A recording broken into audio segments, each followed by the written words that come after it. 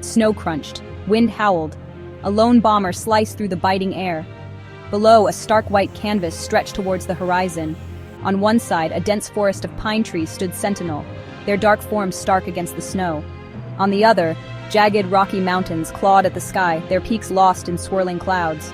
This was the buffer zone, a no-man's land separating two nations locked in a silent technological war. Inside the bomber, Captain Ava Rostova gripped the controls. Her mission, penetrate the impenetrable, her target deep within enemy territory. The fate of her nation rested on her shoulders. Every blip on the radar, every flicker of light on the instrument panel, sent a jolt of adrenaline through her. The silence in the cockpit was deafening, broken only by the hum of the engines and the relentless ticking of the clock. Time was running out. Unseen, unheard, a silent army awaited. Below the snow, a network of sensors hummed with energy.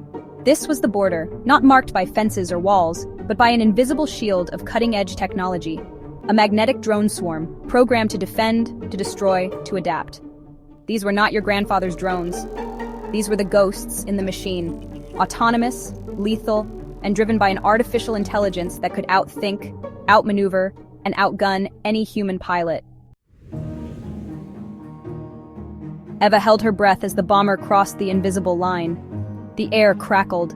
The bomber lurched violently as a swarm of drones materialized from the snow, their sleek metallic bodies glinting in the pale sunlight. They moved like a pack of wolves surrounding their prey, their weapons primed and ready to strike.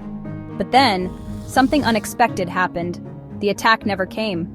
The drones, instead of attacking, attached themselves to the bomber, their AI having detected a human presence within the cockpit, a glitch in the matrix. Ava watched, her heart pounding, as the drones, instead of tearing the bomber apart, began to guide it. The bomber, no longer under her control, banked sharply, turning back towards her homeland.